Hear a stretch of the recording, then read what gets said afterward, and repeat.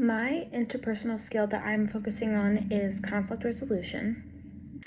My last effort to work on my conflict resolution is simply just not putting the blame on one specific person.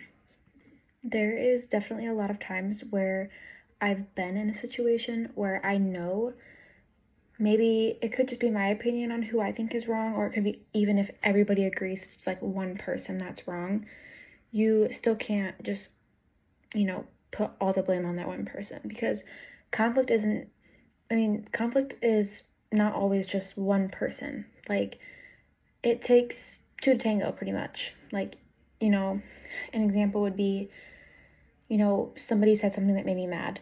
Okay, but like, why am I mad? So then, you just have to discuss your feelings and figure it out.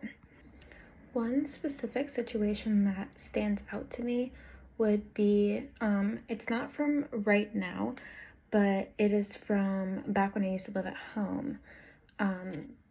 I was very close in age with my two nieces that were living with me at the time, and I would always pin the blame on them, like pretty much like a big sister, little sister type thing.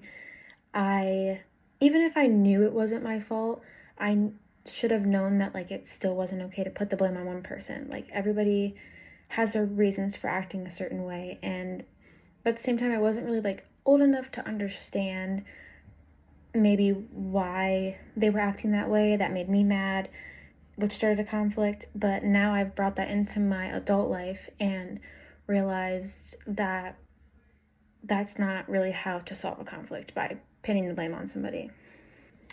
This effort, I would say I definitely struggled with the most, just simply because it's so easy in a conflict to just say you're not the person on the wrong and just throw it on somebody else, which sounds messed up, but sometimes we do it without even realizing, to be honest. So an unsuccessful situation that I've had would be involving my husband and I. We both work the same amount of days every week.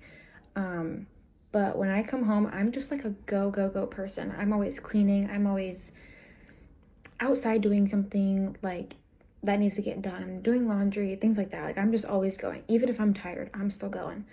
Whereas he's in the military, his job's a lot different. When he comes home, he's tired. He wants to go to bed. But if something's not done and I asked him to do it and he forgot, I will just be like, you were supposed to do this. And I'll put the blame on him, like, this was supposed to get done.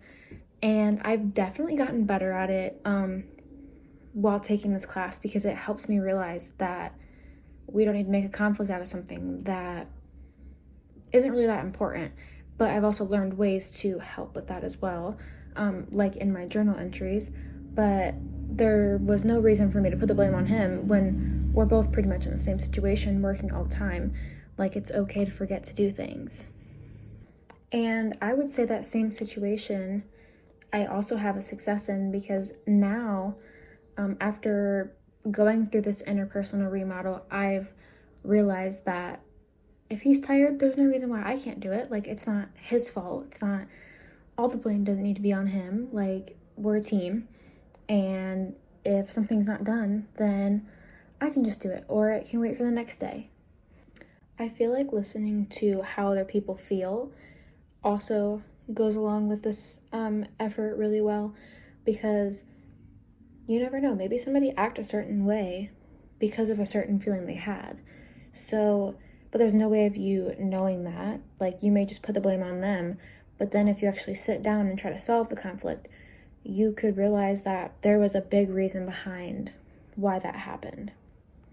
I feel like because I struggle with blaming people, this was definitely my most successful, just because I had to work more, put more effort into this one rather than my other 3 journal entries.